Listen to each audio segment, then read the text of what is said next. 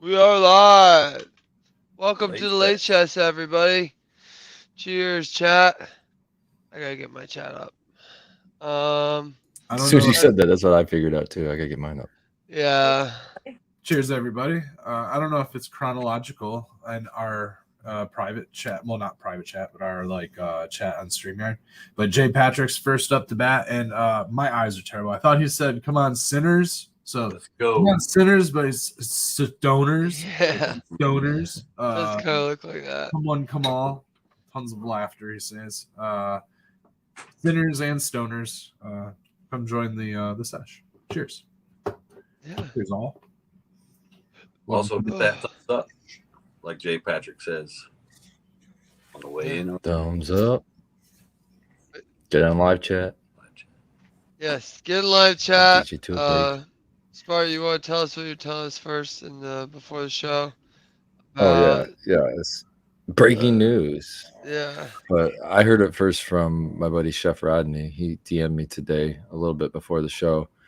I'm trying to find it again. But they talked about it a little bit on the show on Medical Mondays as well. You can check it out there. But so it looks like that Redemption Canna, who is it's a dispo, but it also does a lot of fundraising work for expungement. I think Josie Scoggins has become pretty famous running that side of it for expunging criminal records. So I always followed them because I thought that was cool. And today they put up a post, I guess, which I got a screenshot sent to me, that they were teaming up with Loom Cannabis, who's a long time piece of crap, garbage, trash company in Michigan, who would before the MCMA and everything would be going around and lobbying to make home grow harder or make it almost impossible to fucking uh, compete with them, and they might have the only store in that town that because they've greased the wheels. They're, I think, the only cannabis store in the state that managed to finagle their way onto uh, a reservation, I think, so or on native land at least. So they're like known. They did a bunch of shit to their employees. Like they fucking closed a bunch of stores on them in last winter. They've been just countless examples of being douchebags, right, in the industry. So it was a huge surprise for me to see that. But then to see the post, I'll read some of it here because it's fairly long, as you can see. It's a pretty long post. Oh, But it said that they were teaming up with them, and they said over the years a lot of things have been said and due to misinformation, but embracing a spirit of unity and collaboration is essential for creating a positive and sustainable cannabis community. uh, and then the part that honestly I'm going to skip forward to the part that just really the crux of the matter that really offended me a little bit was when they said this. They said Loom's team consists of many caregivers. Treating employees with respect and recognizing their past experience is essential for fostering a positive work environment and building a strong team. Loom has embraced this approach. Now, if your team has consists of many caregivers, then you're either A, breaking the law and letting them work in your grow, or B, you might have caregivers on your squad, but all they can do is work in the dispo. So I don't see how that supports caregivers so much. Um, yeah, and they've done so much to push against caregivers, and Yeah. it's I don't know how they're trying to spin it, but whatever the case, they're the, probably referring the to her. whatever the case, the response must have been so great because I have sent. I mean, when I heard about this, just like 3 hours, 4 hours ago, I went to Redemption's Instagram page and it's not on the page. Huh. Post is already down. Alrighty. Yeah. Yeah, You know how when the program first kicked off, the um Myrma, is that the recreational the side? 2000. Oh, the rec side, the Yeah, the 2015. rec Yeah, side. Yeah, so you had to have a caregiver on your squad. You know, yep. part of your business had to have been a caregiver. So everybody was required to have a caregiver for the first 2 years. I don't know if it was 10% equity or 50%. I think it was only 10% equity. Had to be a caregiver. It could have been a majority, which would have put 50%, but I feel like it was just a fraction. But yeah, so I This mean, law now, you can't work in a facility, commercial facility, if you're a caregiver. They hand you the paperwork there and say, here. I mean, you had to have been a caregiver for a minimum of 2 years in Michigan residence, right, in order to have gotten a license. So at that point, Absolutely, yeah, it would have been revoked, but it would have gotten you the what is it, the stepping stone? it would have got you, yeah. Prerequisite, whatever it is. Oh man, was Loom one of the first in Michigan to get licensed? This is interesting. They were in there for sure. They're funded by Bell Tire. That's the. It's interesting stuff because if you go back and you I don't know who the actual people who exchanged hands and pockets with old Dick face. Rick Johnson, Mr. Johnson. The House Speaker, fucking hands under the table is what it was. So he's doing how many? 2.5 years? He got 55 months is what his sentence was. What is that? 55 months? He was sentenced to 55 months. I really doubt he'll serve it. Taking bribes for basically licensees to get them their licensure.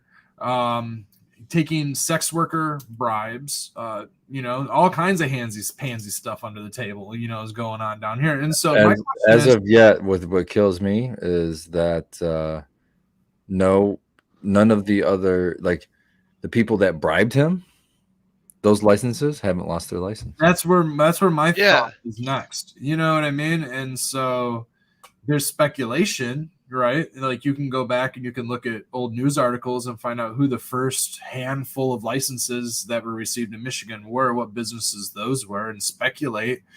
But there needs to be a serious investigation on that shit because old little piggy needs to be squealing his little way to fucking some fucking righteousness and give up those fucking people, and those licenses need to be out of here, dude. Get out of here. You don't belong in Michigan. Sorry. Peace out. Kick rocks out of our state. You're probably a fucking MSO to begin with. Get the fuck on. Well, Loom is not an MSO to my knowledge, but they are the largest chain. They have the most dispos. They're the biggest single entity supposedly in the state of Michigan. Well, they not supposedly. They have the most dispos of the state. I wonder how they got it. I bet. Yeah. Bribing, baby. Pansiness under the table with old Dick Johnson. Yeah. Again, speculations. But I mean, dude, there's a handful of them. And let's just hope that it is MSOs and not people in Michigan. And what I'd like to see the good old put the bag up to the bag. Let's fight this fight fair and say quality. Let's put the quality up. The whole reason that they're paying off all this stuff is because they don't have a good product to begin with. They have nothing to bring to market. They have no knowledge of cannabis. They know nothing, and all that they have is money. And they're weaseling their way in with money. And this is exactly where the conversation from last night has me so wanting to do things on so much more of a local community, small scale thing because of the corruption that exists. Well, listen, what do you think about this? Because this is where I'm even myself conflicted, to be honest with you, when I think about this, because I don't know the details, so I'm just assuming things here, right? So I want to put that out first. But let's assume that it was Redemption's charitable side that reached out and made a deal with Loom, and they're just accepting money from Loom to expunge people's records. I still have an issue with it because I fucking hate Loom. But if that's all it was, that's kind of a good thing if people are getting records expunged.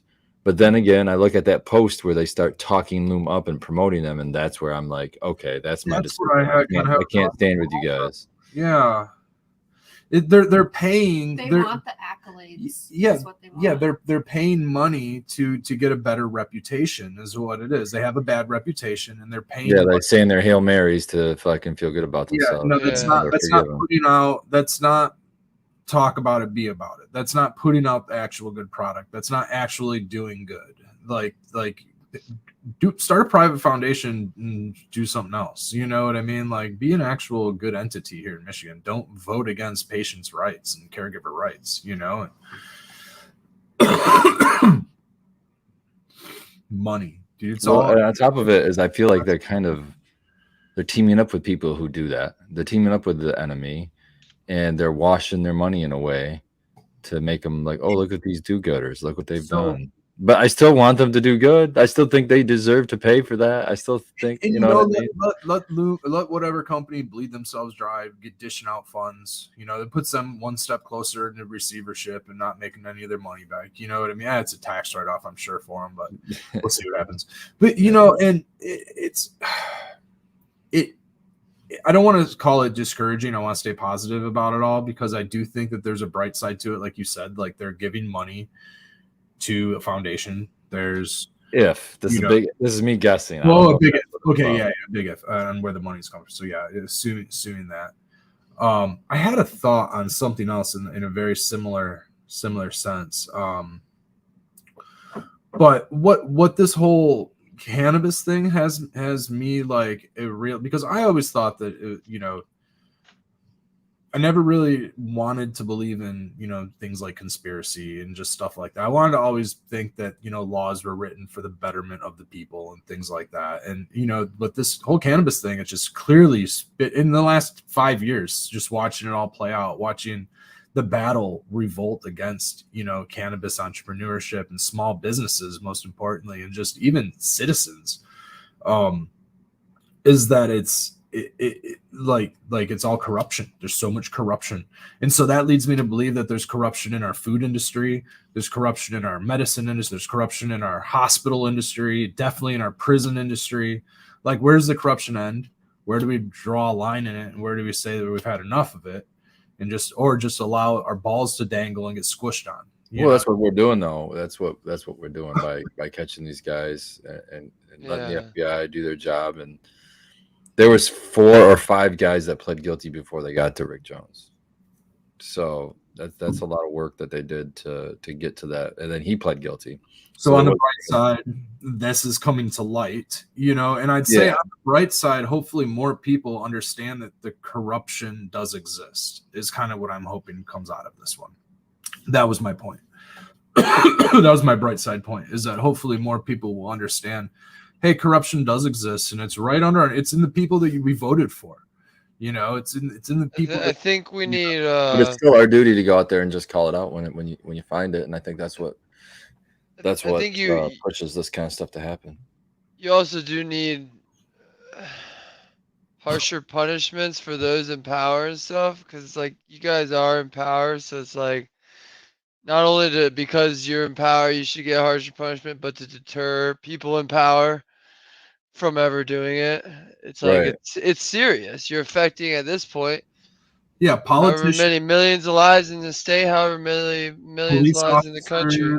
Judges. That's what I'm saying. You aren't a civilian. You don't act like it. So let's not punish you like it.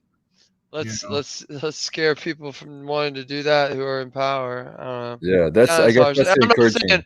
I'm not saying bring out the guillotine, you know. They got mandatory minimum. Look at the mandatory minimums in the criminal substance act. It's that's what I'm saying. It's like, hit them with like their own medicine. Seriously. Like, exactly. You did that 20 years. You know what? Freak them the fuck out. You know. Just like you do to, exactly. I was honestly surprised they gave him that he got 55 months.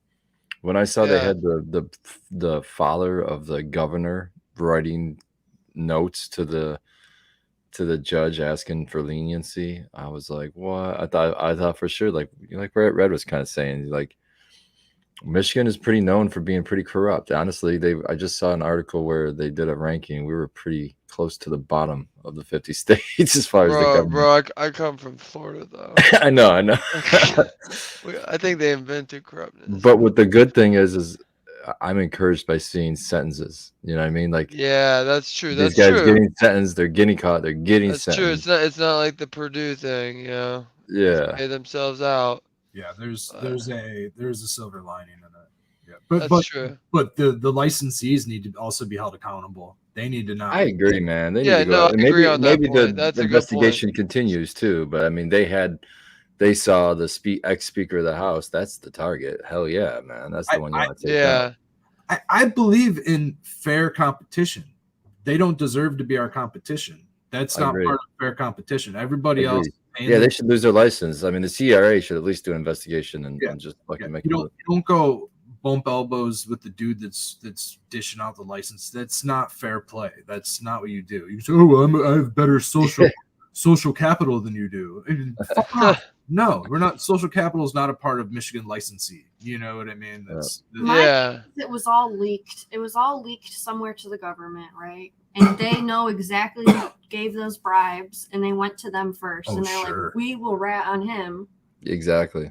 But you can't charge us. There's probably a plea bargain. Yeah, they get immunity. Yeah, well, that's how a lot of it works. There's no way he's just not talking, right? That's what I'm trying to figure out. Is how is they already know? Yeah, they probably already knocked his sentence down to 25 months or 55 months or whatever it is. He'll be out in 2 months. And fucking. That's the thing. Is that what is he going to do? How much of that 55 is he even going to do?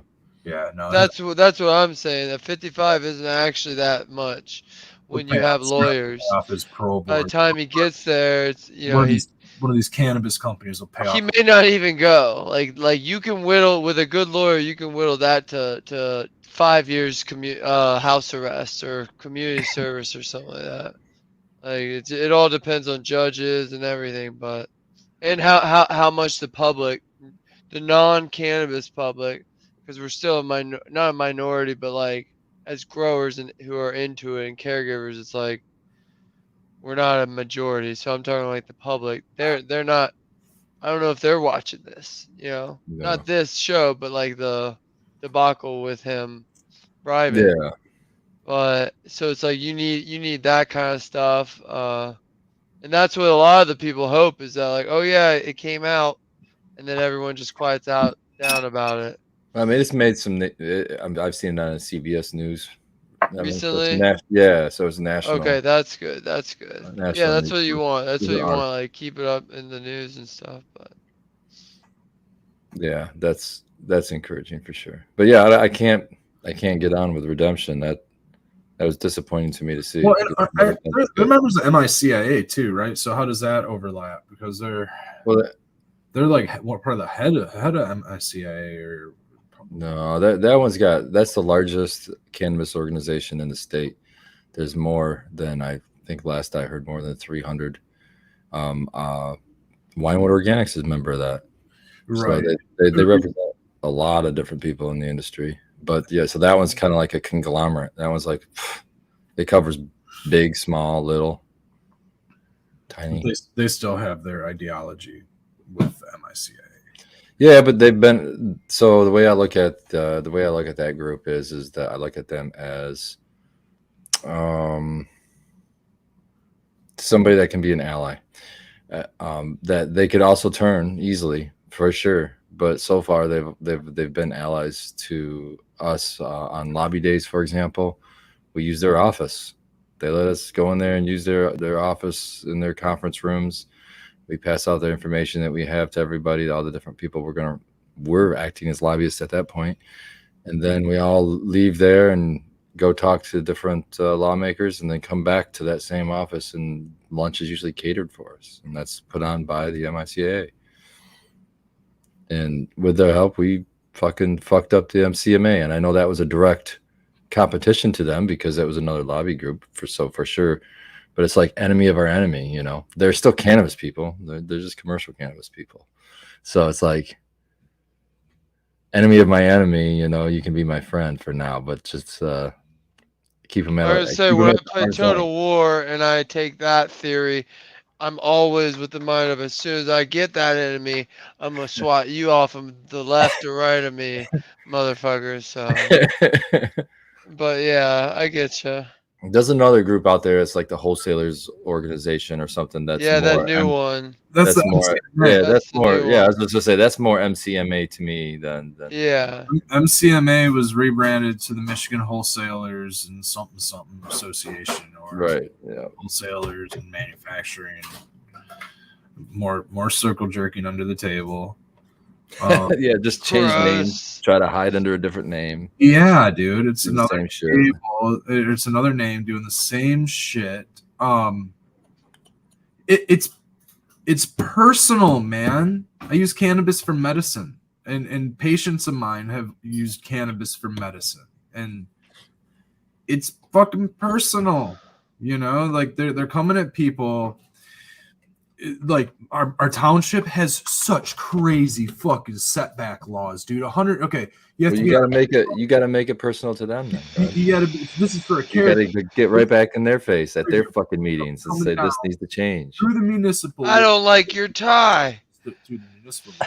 Dude, you have to have a minimum of 5 acres. Let's say that you do have a 5-acre property. Your setbacks from a residential, let's say you're surrounded, let's say you have to be agricultural. So let's say you got 5 acres and you get rezoned agricultural. You're in a residential district or some shit like that. And your 2 neighbors are residential. Well, your setbacks only have to be 100 feet from your property line, unless it's residential. Then it has to be 150 feet from a property line. That means that you have to have a minimum of a 300-foot width property just to have your garden not exist, right? That's 0 feet of a garden. Like if you want your garden to be a 50 by 50, now you need a 350-foot property. Yeah. And at 5 acres, dude, I'd like to see the number of properties that are that fucking wide and not narrow to be surrounded. That's why you need to go into these meetings and stand up and speak this out in front of all those idiots and just say, this is what See, you this guys is sound like. illogical. You actually need to be on 25 acres.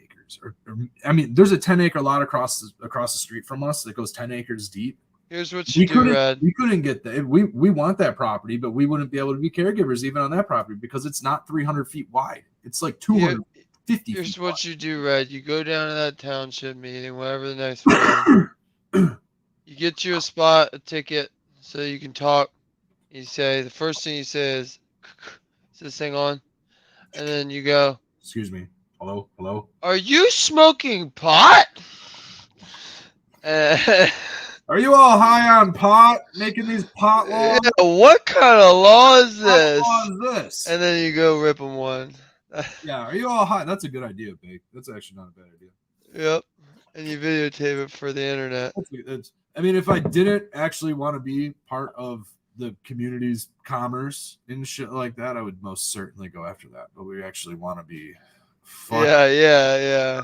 little nice fucking businesses in the community. You know, we want to be upholding citizens with the whole thing. I would love to go down there and tell those people off, or at least so I have to figure out a way to do it professionally and not like I do it here while I'm ranting and rapping with you guys. You know what I mean? Because they do give you time limits, which is annoying. I can't. They will cut you right the fuck off. They don't care. I can't tell the board of commissions that they're giving handies under the table up there. Fucking Yeah. they Sure won't. would be funny though. Yeah, don't do that. Well, it's what they're doing, but I mean, you can't be honest. You know, you have to. You could always save up and pay for a lawyer to just sue their ass. That could always be That's true. another option. Well, Save if up. we had kids that needed cannabis, that would most likely definitely be possible because they have it written in there that minors can't consume cannabis. So it doesn't say minors as patients. It doesn't say anything about patients. Unfortunately, you can't really sue them until they actually try to enforce that. So, And that's the thing; they're not enforcing anything. So it's right. but it is something that you wouldn't be able to get an operator's permit for. And let's say that all of a sudden, Yeah, then you could sue them because then you couldn't get an operator. Yeah, it's preventing you from the CRA starts allowing caregiver product in dispensaries or in micro businesses or something like that, and all of a sudden, well, still can't get operators permit. They're going to require an operators permit or some shit. You know, they're going to require township approval. You know, they're going to require township approval. It's written in both the fucking other laws. I think that's bullshit. Townships being to. You know, so what happens when the shit's federally legal? Can we just tell the townships to fuck off? Like, Well, this is my problem with the whole like law circles. I call them. It's like a little township. Then you might go to a city. You might go and then go to mostly just federal, state, and local. That's basically it. Yep. So until you start in that. Well, now you have HOAs. Well, then that Yeah, local HOA's taking the over. local could be many circles. That's It double could be local. fucking, That's double local circle. Yeah. Same thing I'm with just city. saying it's just segregation law. It's like, well, why even have all this so that we can bounce 7 times up the ladder one day when you want to actually figure out if the law is just or anything? Like if you Yeah, have so it's enough like what happens when federal? Because federal's supposed to trump everything. So fuck all you local people, fuck all you state people.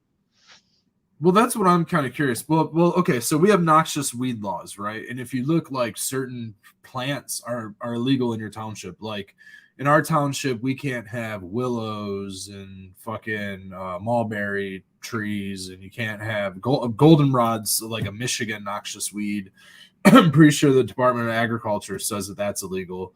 But you won't get a Schedule 1 controlled substance charge for growing it on your property. You know what I mean? You'll get an ordinance officer that comes out and say, hey, you can't have these on here. I need you to wipe them out of here. We're going to come back, and if they ever even fucking come back to look at it. But if it's cannabis, they're going to be up your ass daily and charging you every single day with a fucking, I think you get like a $500 fine. A misdemeanor. But those can just keep racking up. I don't know at what point. I think there's a 3-strike rule for certain offenses before it becomes a felony. But most cannabis possession laws, I'm pretty sure, are just misdemeanors and wipe them clean. So I don't know who's going to even want to enforce cannabis laws except for the actual township and try to get you a citation and a fine for, I don't know, having too many plants, being a caregiver without a license or some shit like that, you know. So it's just back to the discretion. You know, most caregivers are like, well, either we give up, which I'm seeing a lot of people are just not growing anymore, which hurts the patients. That sucks. Or you have a lot of people that are back underground, you know what I mean? And they're still growing. We're driving home and we smelled weed easy all over the place. Like fresh, like not people driving by in a car. Like we smelled some weed growing. Like people are growing their own, you know. Township can't do anything about anybody growing their 12 plants. The more people just keep growing, grow 12 plants. Just grow fucking 12 plants. Grow 12 big fucking monsters in your backyard. Stink up your neighborhood. Just keep on growing. Just keep on growing. You got aunties, you got nephews, you got nieces, you got somebody that's got a little bit of property. Just go ask them if you can put a garden back there and grow them some weed. Just fucking grow fucking weed everywhere, man. Show these people that it's benign. This is ridiculous. Mm-hmm. So thankfully most are not enforcing, and there is weed everywhere. What the Loom, those companies, Loom I think had their partnership with Pine Knob, didn't they? Mm-hmm. Didn't they have? Yeah, that was they had a little smoke deck that never actually went through because exactly. I love that. it's a DTE can't, Pine Knob can't get a consumption license. You know what I mean? Because the laws are too fucking ridiculous. So Loom is just a sponsor of Pine Knob's courtyard. You can get smoking accessories. Can you get bongs? Mm-hmm. Oh, so you can get Loom bong, probably rolling trays and all little branded T-shirts and shit. Cheap rebranded Chinese stuff. You're better off going up on the lawn and smoking up on the lawn. I don't think they sell any products. Like it's definitely not for sale. They sell beer like crazy, you know. It's wild. So if you look into most townships ordinances, when they have cannabis ordinances, caregiver ordinances, and things like that, it immediately says that cannabis is a controlled substance, and it says that because it's still on the Michigan controlled substance list, which is another thing that needs to be changed. Exactly. And it says that it's on the Michigan controlled substance. This is the very first thing in every cannabis ordinance you see. And that's the big reason for these ordinances, is not to protect your neighbors from getting pissed off. It's to protect the township from any raids or anything that happens on your behalf. If the township allows it, the township could be liable. They can get part of the conspiracy. They can get conspiracy charges and shit like that on your behalf. You know what I mean? Just for allowing you to exist. So just for their own liability, they're putting in these ordinances, and that's their premise and their basis, is that cannabis is still on the Michigan controlled substance list, even though it's legal in Michigan. So there's just this huge space that the general public has no idea. The general public thinks weed's legal in Michigan, and Exactly. Yeah, that's what's crazy. and they understand the the federal, but they know that the DEA is not coming into Michigan. There's a lot of information people are aware of. The spending bill and all of that stuff that keeps people protected, but they have no idea that there's local red zone that probably 4/5 of the state is a red zone. There's access barriers. There's clusters of, like Ann Arbor's a cluster, Detroit's a cluster. I mean, those are population clusters, but those are like incredible. Like there's population clusters in like other areas of Michigan, but there's not dispensary clusters like that. Like Irish Hills has a nice population cluster and there's no dispensaries. There's one dispensary. They're starting to pop up, but they're like still like, I don't know. There's no like grows. Like you at least think that you could have a transport business or a testing lab facility or something that you're not even growing it. And most townships are even opted out to that. And those are all tax revenues for the townships. So most people are thinking that their towns are most citizens, like the average Michigander, thinks that their township is getting a kickback of the cannabis taxes. Oh yeah, $3 billion Michigan cannabis sales, whatever the fuck it was in the last year. You know what I mean, dude? Michigan 20% of that, 16% of that. Fuck. They actually released, the CRA releases where all that money goes and what amounts. Not going to the townships that are red zones. That's for sure. They get zero.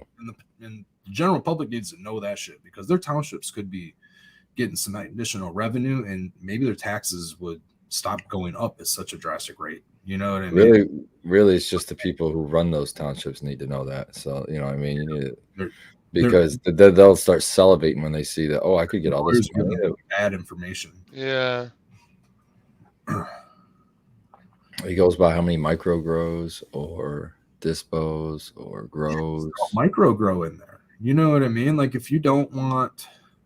Yeah, exactly. Even if you're anti, throw micro grow. That's not going to bother. Being told that it's all or nothing. You have to opt in like Ann Arbor and allow 30 dispensaries and 50 grows. Like your township can't support that. They can't support that. You can say how many you want, but work with some of your citizens. You know what I mean? Work with the entrepreneurs that want something. Allow them to make it happen. And a lot of the times these cannabis facilities are going into old dilapidated buildings and fixing crap up and making things better. You can usually tell what's a cannabis grow or what's a dispo. Yeah, just something, because it's like it's an area that's it's out of place. It looks nice, it's out of place. You know what I mean? It's like, oh, that's a grow. And there's a good chance it sticks out because you're stuck in the industrial zone or some shit, For there's people that don't want the property value to go up, you know what I mean, because they don't want the cost of living to go up in the area. And I mean, I understand some stuff like that.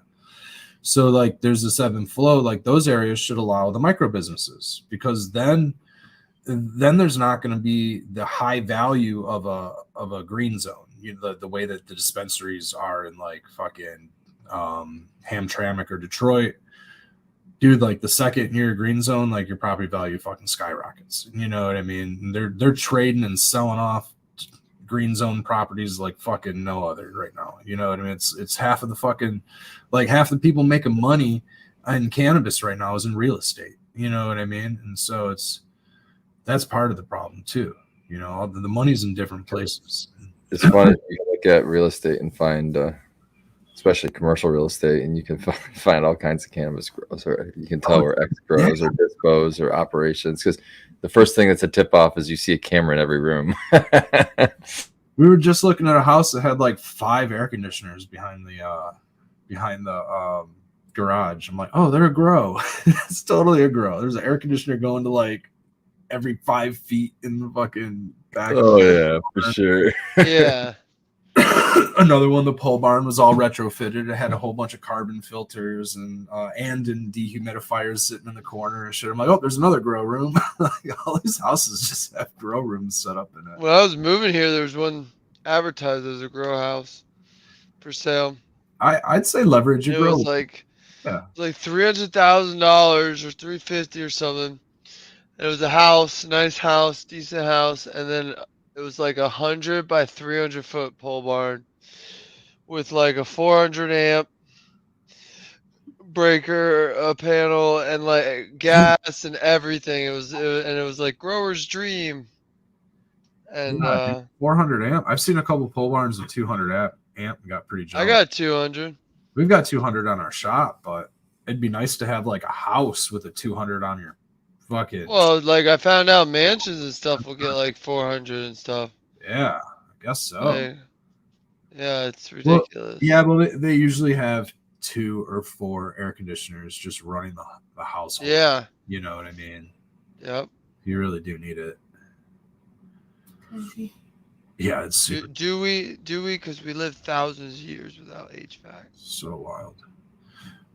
Dude, geothermal. We didn't, not us. Well, that's true. That's true. Say it again. Using passive heating and using geothermal passive heating is the way. It's like our homes are so cookie cutter. They're erected in 5 Dude, days.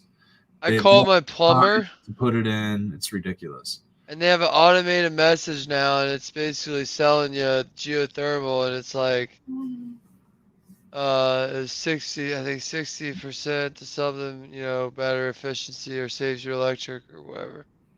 But I thought it was neat that they're now like pushing that on their automated message. Yeah, dude, our species is like how many thousands of years old, and all of a sudden we have so many requirements for life. Well, yeah, that's the thing. Well, you can have your hole in the ground. I'm waiting for my nuclear reactor, and then I'm never out of power. Bro, if you but you have to get a license or something to have uranium. No, man, they're already making the small ones. They'll be all encapsulated. Those aren't nuclear. Those are fusion or fission. EMF. It's still nuclear, man. No, I don't think so. It's nuclear fusion and nuclear fission. They're both nuclear. Yes. Dude, they're not gonna let you have that at your house. One's smashing them together and one's pulling them apart. Dude, I turned on a microwave. They're not gonna let you have that. Turn on a microwave, and my EMF meter pretty much right here behind my head would be going off red. Really? Just like in the kitchen on the other side of the wall. You know what's crazy is like these wireless. If I go upstairs, I'll listen to let's say I was listening to you guys. I threw something in the microwave. I gotta back away like 12 to 13 feet ish to where the stairwell is before these will reconnect. Yeah, dude. They like disconnect only when the microwave's running. Yeah, you hear the worst sound. You know those radioactive Geiger meters. So it's like this crackling in you're just like, is this frying my brain right now? Is it like? And so usually I'll like take them off and be like, all right, let me finish, and then I'll put them back on. But do you like cilantro? I don't know. It's all right. Eat a little cilantro. Get some of those heavy metals out of your body. You're surround yourself around too much magnetism. You're gonna crazy inside. Yep. I'll try that. Little cilantro juice. Get you right. I didn't get any of y'all's seeds. I got sunflowers. Oh, I had some cilantro seeds. Coriander, man. That's what coriander is. I was picking coriander yesterday. I've been thinking I need to put it in my bevies, my tea. A little coriander in my tea. Give you some of the metallic properties. I did switch my deodorant over. Non-aluminum. What'd you switch to? Like a carbon style, and it's aluminum. Like charcoal, and so it's black. I do like it for one. I'm not seeing a big smile on your better half's face right there, so I would say it's probably not the best. She just believes that I wear. She doesn't care. But at least if I can just wash my pits, she'd be happy. That's all. My armpits hurt for a month. And I've switched my deodorant. Right, I had nothing to do with switching my deodorant. I think it had to do with the. Well, like I don't use the dry stuff. I think it was the aluminum and toxins being. That's the antiperspirant. Is that dry stuff? Not the dry stuff, but you know how like they'll offer the sticks in like a solid opaque clay looking stuff, or like a gel blue. Yeah, The gel blue doesn't bother me. I know I shouldn't, but if I put the other one on, it'll give me like a uncomfortable kind of like rashy, like maybe scratchy feeling. Just look into deodorant a little bit more, and you'll never. Oh, they're all bad for you. But then it's like, what do? Smell it like you know what's right flipping here? bear? This is a very sensitive area, but one it is it accumulate. It's one of those areas that you can put anything and it'll get drawn into your body a lot easier. I think there's like the palms of your hands, the tops of your feet, the backs of your wrists. I think your forehead might be one of those areas, and your armpits are very, very absorbent. But the other thing that's under your armpits is lymph nodes. Your lymph nodes are right fucking here.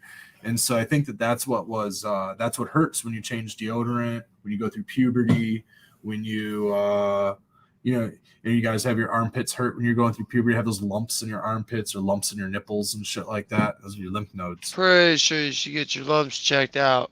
No, it's a common thing. You know, I definitely got them checked out as a kid. I was like, oh yeah, that's normal shit. Yeah. Yeah, that's putting aluminum and a lot of chemicals right into your lymph nodes right there. Your body absorbs it heavily in your armpits. Medicines, it's good, topicals, armpit for your forehead. But I've been learning that it's more about the bacteria that's down there that's smelling rather than your sweat. And deodorant kind of just keeps that going. It doesn't kill the bacteria. So you kind of have to treat your underarms, your gotcha, back up, bleach, like your face. So I use a clay face wash on my armpits, and I use like an oil, an essential oil mix rather than a harsh deodorant. Doesn't do the same trick, that's for sure. It doesn't, cover bad smells. So when I'm working outside, it's not always the best. But the other thing about antiperspirants is, and Daddy Red, my mom and dad taught me this when I was a kid, was just use unscented, and then freshen up with cologne or another perspirant, another type of a fragrance, because the scented deodorants will actually cause you to smell. And they did. I'd use scented deodorant, I would have more body odor, and it probably stimulates bacteria growth. And some, it's probably sweet of some sort, and why does it smell so good? I don't know. It definitely is. But that, and then your diet, of course, is going to affect that. Obviously, it's the way that yeast and sugar and shit like that can grow in your body. But yeah, it's better than putting aluminum and heavy metals right into your lymph nodes right there. Just any other fragrance. Yeah. Dyes. Yeah. There's natural fragrance, very easy. Yourself a couple pats behind your ears. I always like give myself one right on my chest. Red, tell me how many times you sprayed Axe under your arms. Never use sprays. Sprays were just cold and wet, and I was like, yeah, that's true. I've destroyed so many. I always had to wear undershirts because I would destroy my shirts because I'd always use solid. And I mean, all my undershirts would just get so destroyed. But yeah, dude, I couldn't do sprays. But like, I'll take like a rosemary leaf or citronella. I need to do it more this time of year because of the mosquitoes, and I'll just put some like behind my ear, something like that for fragrance. And yeah, not so much for hygiene or bathing, but just for fragrance. It's good for keeping ticks away, mosquitoes, things like that, for attracting lovely women. Always helps with that one. So I'm an Old Spice guy. Works for me. Yep. Old Spice. The gel. Yeah. Oh, dude. No, I don't do gel. Gel. Oh. Yeah. Slop. I got hair. I don't do the gel. Just the roll on. All right. Yeah. Dude, Old Spice has a very distinctive smell too. I can smell. Yeah, I got the swagger. That's the variety I like to get. That's the one I like to smell. Roll on. Oh yeah. I got a spray too. I got Sex Panther. Sex Panther? I'm not a big fan of that one, man. That's from Weatherman. Yeah, I know. There was one. What did it say? It was like After Hours. They have now. They They have have a one bunch that's like of Cool Breeze or Winter something. cool named ones. Kraken. The Kraken. Kraken. Yeah. Ah! I'm buying my deodorant based off of the character on the sticker. I think there's a wolf on one of them. Yeah, it's crazy. But Dude, Yeah. they've gotten us like so like streamlined that we get detergents and solvents for our cleaning. Like think of like the 2-in-1 hair cleanser body. The 3-in-1. Dude, it's a body soap, a face wash, a hair shampoo. It's a 4-in-1 and a conditioner. It's all the whole thing. You can just fucking yeah. you know what I mean? You're just one fucking suds you can rinse off and you're fucking good. You know what I mean? And it's just so caustic to our skin and our hair, and it fucking rips all of our oils and bacteria off of us and causes us to become susceptible to every pathogen and illness around us. And not only that, but it just takes away our, literally, it just strips away our identity and it ages us. But you smell good. We smell really good. Yeah. Hold on, Yeah. wrinkles. There we go. There we go. There we go. Is that what you're gonna look like? No, dude, we don't. I don't use the 4-in-1, man. Oh, I thought you were I'm using an almond soap in the shower. It's fucking. It makes me hungry, man. It smells so good. Oh yeah, like It's a hand soap, but it's almond, whatever. It's a Yeah. bar soap. Baby. Dude, I had some almond ice cream the other day. Oh, it was like Super good. chewing into like these little like nubs of almond, but it was just so much. pecans. Wasn't it almond? It was Pecans. pecan. Peckins. Oh, You got a Peckin ice cream? Oh, that's why it was so Pecans. good. They're Get small, down on some Peckins. so soft. I was like, why are these almonds so soft and chewy and so delicious? Just butter pecan. Butter pecan. Oh yeah, you butter some Peckins. You have a good night. So good. I got a whole bag of. I thought it pecan. said vanilla almond. Pecans. Damn. So Yeah, I I was was rolling taking a that. lot of RSO this last week because I was sick. Apparently, it's vanilla almond. No, it's really gonna help my headache, man. You It's, probably didn't look at the menu. but I it just didn't look at looked all. it. I just was tasting the flavor. The flavor was vanilla almond. Glance. Yeah, I clearly, RSO does make me hungry too, man. It makes me want to. My sweet tooth. I already got a bad sweet tooth as it is, but RSO makes that 10 times worse. Oh yeah. the sweets. Yeah, dude. I just ate some ice cream. I'll take a glob before bed, and I'll either wake up in the middle of the night with like extreme cotton mouth and like just like this lingering taste. That's of another guarantee is cottonmouth. Oh my god. What the fuck? I'm like tunnel vision to the bathroom. I'm like, I'm gonna go to the bathroom, and it's like, what the fuck? This is like 2 months ago. It was daylight during this bathroom break. You know what I mean? You get up at fucking 5 in the morning. You're like, oh shit, it's daylight. Now it's pitch black. Fucking running into walls, stubbing my toe, knocking the lamp over, kicking the dog.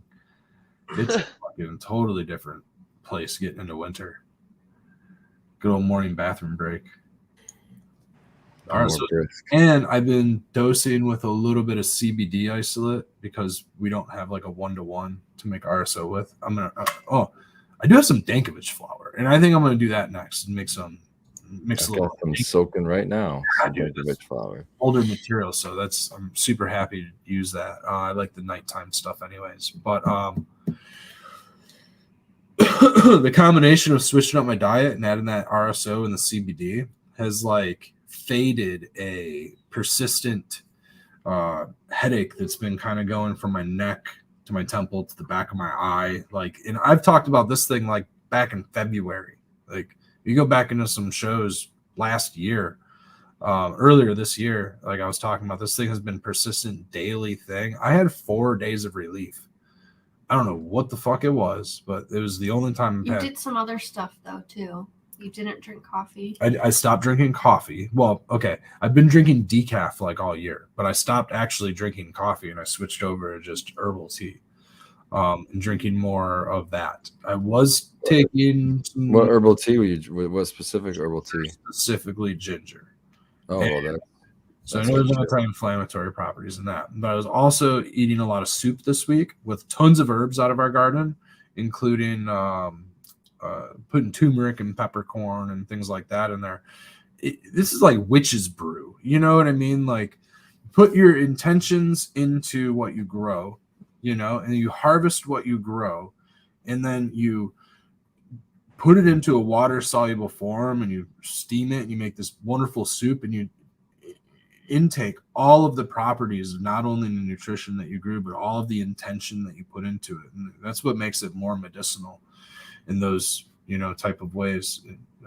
I mean, for me, like I'm like, ooh, a cup of ginger tea that I grew. And then I'm like, oh man, I grew this shit. This is my microbiome right here. Like, this is so closed loop. And it makes me feel better just thinking that. And then that adds to the medicinal property mentally. And then we have like the actual stuff that we grew. But like, that's kind of like how I've been handling my health this week. I've been feeling 1,000 times better. And I've also kind of took beef out of my diet for the month. I had a little bag of beef jerky spread over the course of like 3 days this week. I kind of felt fine. Had a couple of beef hot dogs last night, and I kind of feel the headache back today. So the anomaly came back. I don't know what the fuck it came back for, but I had 4 clear days of like, hey, I'm fucking. So I haven't felt like this in a year. It's been fucking awesome. And I think a lot of it does have to do with the caffeine break. Completely no coffee, like specifically the coffee thing. And then and we're using organic coffee. So I thought that was going to be a better pick for us, but it seems like it's probably just even still just too much. Maybe you had a slight allergy to something in the coffee, like coffee itself. Or... that. I've definitely felt flare-ups and it get worse like when I eat gluten. So there's certainly a gluten sensitivity not in my gut or anything like that, but in my pain management. Inflammation proper. I can definitely feel inflammation come up. I start feeling it in my neck and I feel it in my head. And then but dude, I mean, like the last few days I felt fucking great. I felt like I did a couple years ago. And a couple years ago I felt great. I actually wasn't eating meat. I wasn't eating red meat. I was eating chicken and fish and shit like that. Which we kind of, maybe it is. Maybe it's a red meat sensitivity.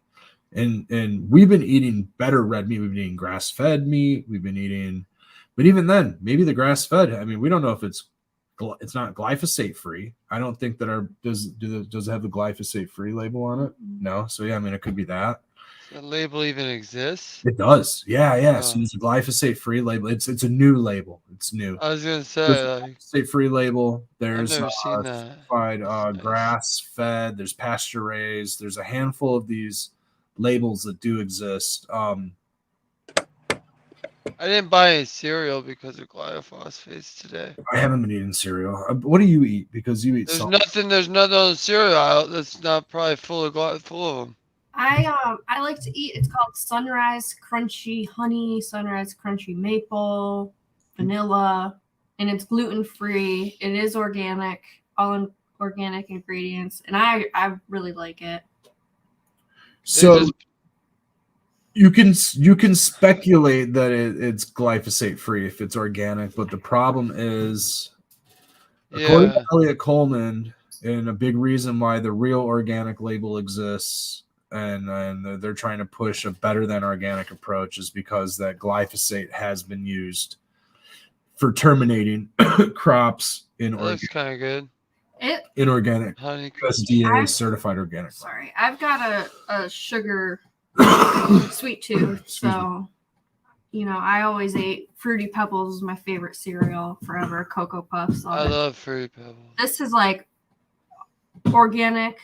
It's all organic ingredients, right? Brown rice flour, whole grain, cane sugar, quinoa, inulin. That's cool because that helps with blood sugar.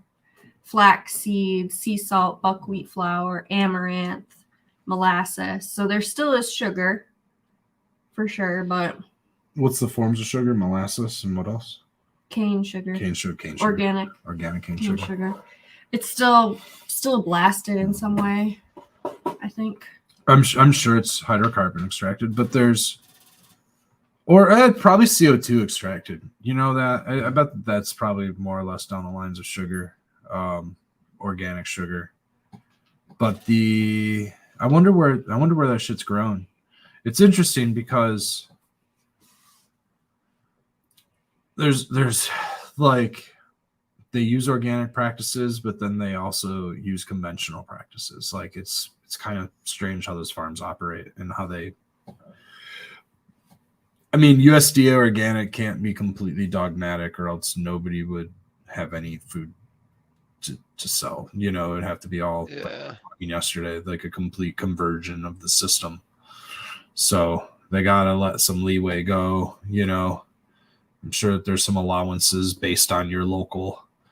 You know, I'm sure that like the USDA representative in Texas is probably a little bit more lenient than the one here in Michigan, or, you know, maybe than the one in like New York or something like that. Like just picking based on like, you know, demographics, you know what I mean? It could go like that. We would hope that it was standardized and they stick to a consistent system, but I'm sure it's different regionally because it's not robots and AI doing the certifications. It's humans and yeah, exactly. Right. Eventually it will be. You know, farms will be getting scanned by satellite and make sure that you don't have any fucking improper fertilizers on your. Think about all those old farms with like old like underground bootlegger fucking storage facilities and shit like that. They probably keep all of their fucking drums of pesticides down there hidden from. Dude, I knew farmers that, I mean, several farmers that like it was a common thing. Like, you need to get rid of something big, you just dig a hole and you throw it in, you cover it up. Yeah. It's getting rid of old refrigerators and fucking cars. I knew guys to fucking bury their car. What the fuck are you guys doing? But yeah, they rid of it, man. We'll grow corn over it. Exactly. In Florida, they were talking about when they're making the hemp laws. I went to one of the meetings and they were talking about the farmers asked, like, they're basically asking, like, can we haul it somewhere? The shitty soil, after it's shitty, can we haul it somewhere? And they're like, oh yeah. It was just like, yeah, sure. Like, there's like no thought about like what why would you need to haul soil away when you're a fucking farmer? That's odd. So they just kind of approve things without researching. Because they were thinking it was somehow tainted because they grew hemp in it. What?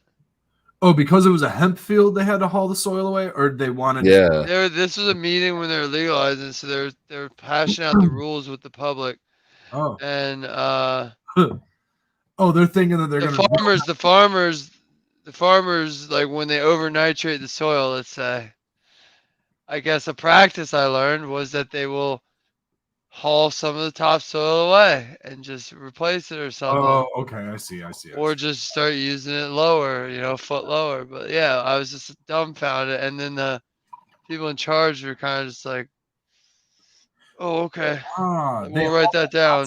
They sell it as high nitrogen fertilizer for your fucking, you know, box stores. Yeah. That'd be crazy. I'm sure they use it for something else, or they just dump it in a fucking landfill. That's half the reason our landfills get. That's probably what they use. That's what I mean. Like it's gotta go somewhere. So it's like, it could all our aquifers and shit are fucked. Part of the design in the landfill. You know how they like, you know, they do a layer of trash and then a layer of dirt and then a layer of trash. They gotta get the dirt. Yeah. Maybe it's old farmland. What a fucking waste, man. Fuck God, what a commodity. Food, you know? Fuck, man. Just keep plowing shit away. All right. Yeah. Bring this back positive. It's almost hash time. You can take the we can take some sunflowers and some hemp and some bioaccumulators and grow it on this contaminated soil. Let's say it was an old auto plant. Yeah, let's grow some mushrooms, hemp, and sunflowers, and then we'll just grow it all into a bunch of biomass, and then we can dry out that biomass, and then we can just burn it and incinerate it all. You might add a little bit to the carbon footprint, but you could probably use all of that in burning material to like heat your home or some other secondary form of energy that you use all of that for. so it's not just, again, a wasted carbon exchange. And then utilize all of that material while you're remediating your soil, and then it gets turned into ash, and then you can take that and you can scatter it, and then probably plant some Hash time. plant some hash time. Plant some hash time. I gotta glue this. Plant some fungal dominant organisms in it, and keep remediating it, and not to consume those materials, but to use them for other forms of fuel and other exchanges of molecular structure, so that you can remediate the soil and also not recontaminate anything else. You can take that pollution away and utilize it. Pollution's not always, pollution's a bad thing, but we can work with it, and Oh yeah, I just saw a video, and it was basically showing. I thought it was a cool idea. They're basically, those giant mile-long fishing dredge nets that basically fuck everything up. oh yeah, dude. Yeah, so they basically, I don't know if they're renting them or whatnot, but it's a little TikTok or Instagram video, and they basically hired or somehow got one of those boats and nets, and they're using it to scoop up trash instead. So they're scooping up like 11,000 kilograms, whatever that is in pounds, in one scoop, And I thought that was kind of neat. It's like we have the tools to fix the planet, or at least try. But yeah, it's kind of like, it's not like reinventing the wheel. It's like looking at the wheel and finding another use for it. Yeah. It's like there's been a lot of uses for. Well, we do need to invent a new wheel in terms of power sources. Then they learned that the wheel could also be used as a gear, and then they use the wheel could also be used as Let me ask you this, Red. Yeah. If you could give if you could gift humanity with one thing right now, what would it be? Only one thing that you think would help humanity fix itself. Perspective. Psychedelics. Okay. Yeah. So I would say something like a power source. If I give them this is it. It doesn't take anything, and it gives out all the power we need. But psychedelics would be good. I wonder how you'd roll that out, though. You'd have to sky bomb people with air sprays. You can't do that. I'm against dosing, so yeah. Yeah, that's the thing. You'd have people. Yeah, you'd have to eventually convince them. It'd have to be a willy-nillingly. Speaking of psychedelics, we got these. There you go, Nut Tree. I just had a couple of them about 8:50, about 10 till 9. Only had 2. So that would have been, 50 milligrams? Or no, it says 250 milligrams each. So what does that mean? I don't know. I don't feel like I'm like overdosed or anything. I feel 250 milligrams each, and you ate them both. Yep. I just ate 2. There's 4 in the pack. 5. Yeah. 0.25 is a pretty heavy microdose for me. Like a 0.1 where I won't. Well, I guess it depends on the. If I would have taken the whole pack, I've definitely done that. The whole pack, and it's I don't know. I don't really like the whole pack. I like the half pack better feeling. So everybody's got to find their own. I'm sure everybody's got maybe, but in the morning, maybe if I were to do, I'd probably just take like a quarter, one or something for like a microdose. I would say that's the one thing that I think psychedelics gave me. It gave me a lot of all kinds of different thoughts. You know what I mean? Funny thoughts.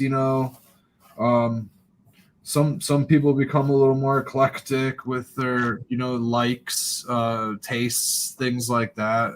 Definitely, I got a little bit more interested in avant-garde shit and just stuff like that. But I got into that stuff when I was smoking weed. Like I started smoking weed, I was listening to the Beatles and Pink Floyd and into psychedelic artwork and looking at stuff while I was high and stuff like that. That was pre emotional stress. You know what I mean? That was like when getting high was like, oh, just kind of like this is, weird mental activity. And then it's like emotional stress occurs, and then getting high is like a decompression from that. And that's where like the difference in psychedelics for me changed, where now psychedelics are kind of like a internal decompression type of a thing, where before it was a mind manifesting joyous ride where I gained a lot of perspective, and at the time it was, and even now, like when I microdose, it helps me gain perspective, where like I'll start having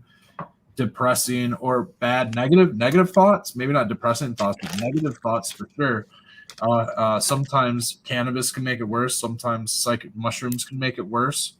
But there's always a middle ground where the right strain or the right low dose of mushroom or something just kind of like helps your perspective, and it helps you like kind of get a different point of view. Sometimes you see it from somebody else's angle, like you witness somebody else going through it and you like catch on.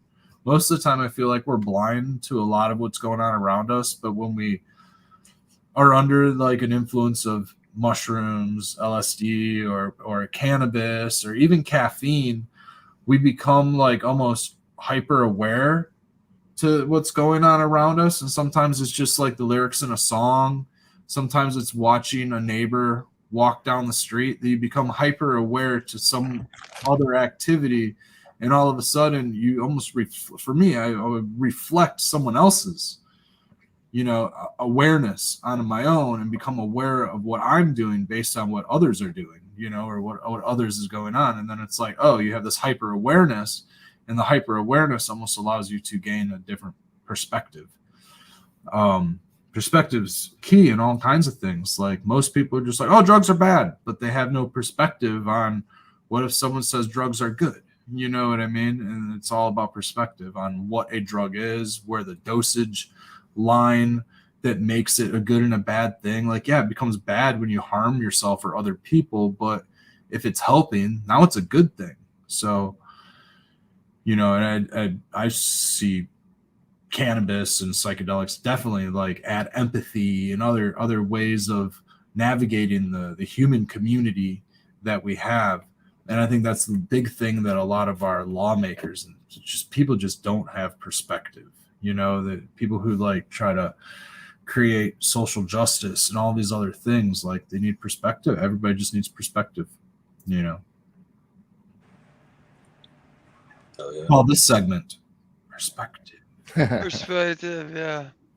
I want to shout out Eric at Winewood Organics yet again, because it was actually, I think, on Friday or something. Emily went out there and she got hooked up with a bunch of stuff. But the thing that I was excited for the most was he came back with some stuff that hasn't even hit the market yet. It says gummies, so it's nothing different there. The passion fruit gummies, but this is CBG, 25 milligrams of CBG. So I thought that was a cool one. I like the packaging there. It looks awfully traditional. Yeah, man. That's why it's not on the market. Very nice. It's awaiting packaging. No, it's pretty. They're delicious, of course, but I've eaten a couple of them and then I've eaten 2, so that'd be a 50 milligram dose, and didn't notice any like noticeable difference from that 50 milligrams. So I'll have to keep experimenting. Is it just CBG? Yes.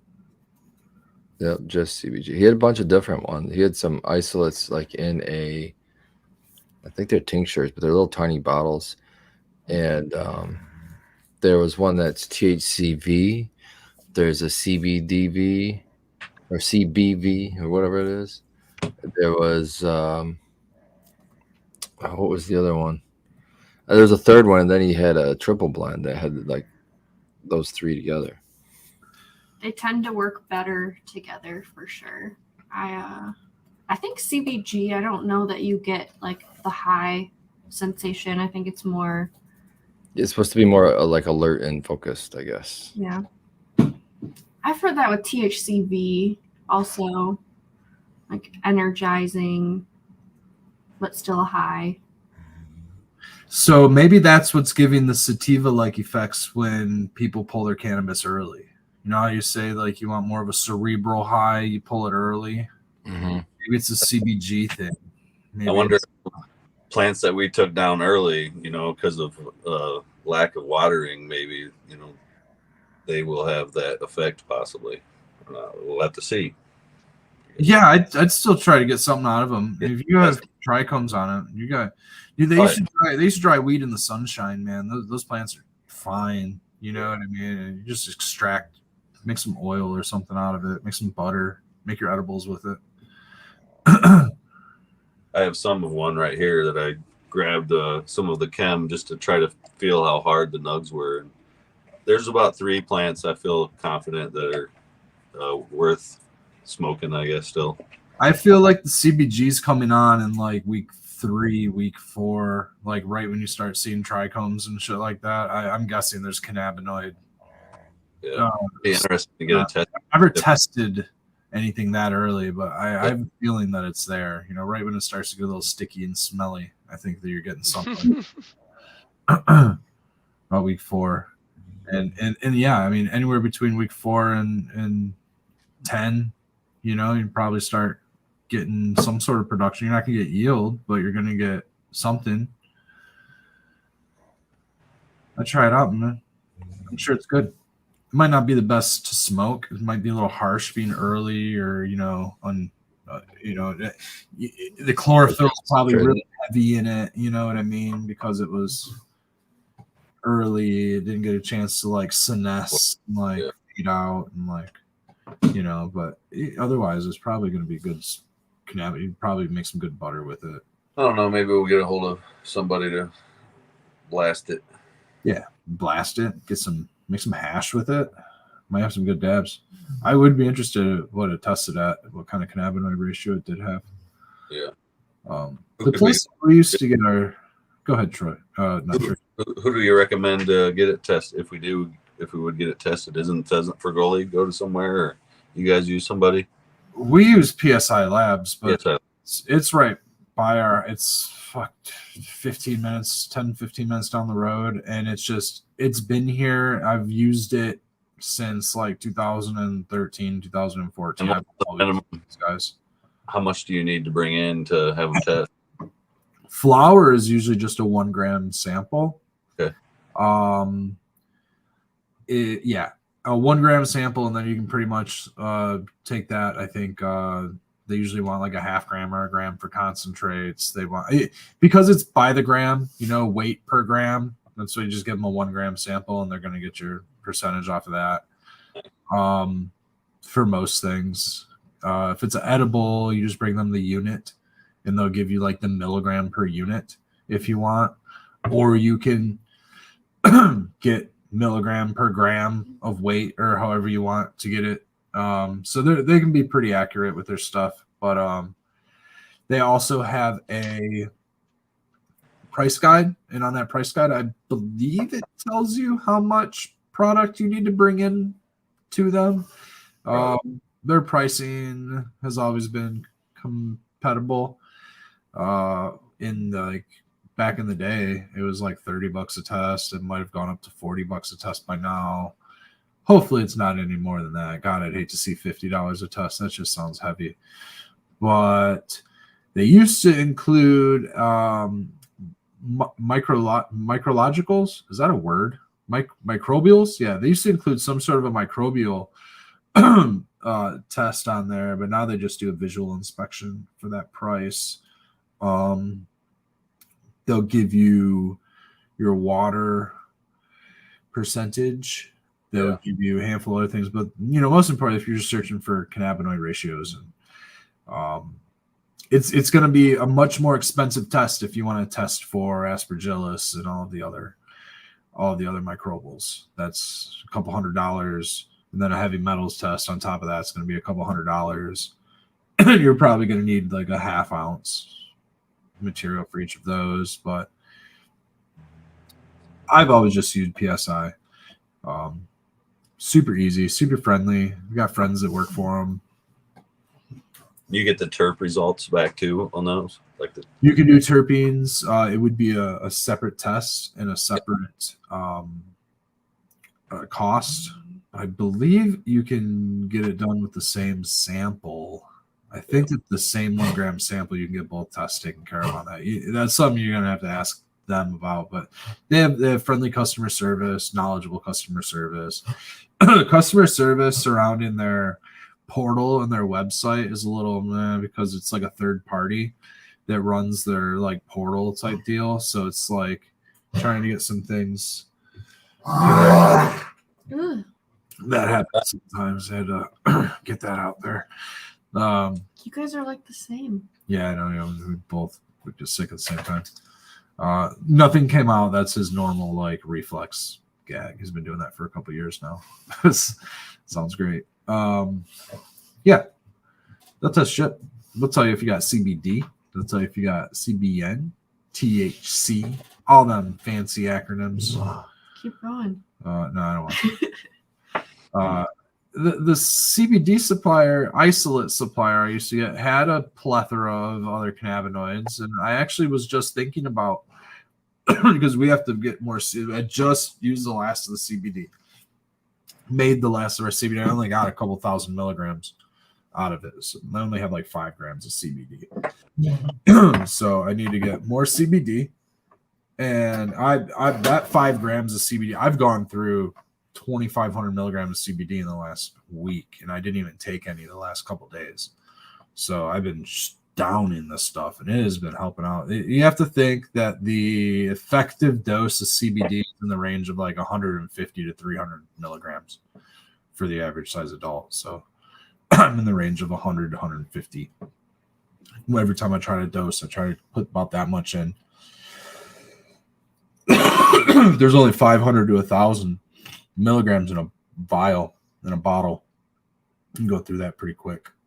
It's a couple droppers where you get 30 droppers in a bottle. Thank you. But CBD isolate, if you're taking CBD isolate, add a little bit of THC to it. That definitely aids the effectivity. And just on personal experience, it's going to take a couple. You're not going to notice anything the first day or the second day. It might take a week of regular use. I stopped taking the CBD. I didn't take any yesterday, and I noticed it today. That fucking headache came back. It was fucking weird. Exactly like I always tell people, you don't notice when you're on it, but you notice when you stop fucking taking it is what ends up happening. And then I took some more when I got home, and I feel a lot fucking better. So I'm thinking is that CBD isolate, but it's not like if I just take some CBD, it's not like taking an ibuprofen where it's going to be an immediate anti-inflammatory response. Unless you're taking some RSO and you're including extra anti-inflammatory, you're going to want that shit. Get in there and start repairing your CB2 receptors, filling it in there. I see Uncle Rick in chat. Cheers, Uncle Rick. I know that he's always wanting to experiment with CBD or having difficulty with the effectivity of CBD. And that's usually one of the key reasons is it's either poorly dosed CBD.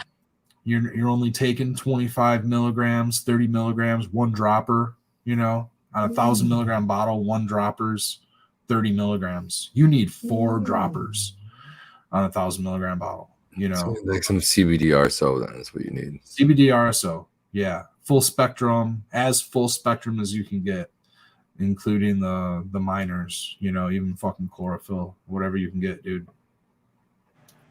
Add turmeric, peppercorn, eat that shit. To your RSO? To your dosing. Yeah. Wow. Yeah. Make soups, I feel like as a direct link in allowing the effectivity, definitely the peppercorn. Even if you got to chew on a little bit, eat some beef jerky. Beef jerky is one. If you like meat, eat a little bit of it. But if eat good beef jerky, don't eat the nitrate sugar. You're just going to make your pain worse with inflammation. But that peppercorn on there, dude, I usually get a little. Whoa! I'll feel it. I'll eat a little piece of peppercorn beef jerky, and I'll feel the shit kick in. I'll get like higher. I'll go, whoa! We just kicked in, but it's the peppercorn kicking in. Whoa! Yeah, they're pretty terpy, those peppercorns for sure. They sure are. Full of beta carotene. Dang, man.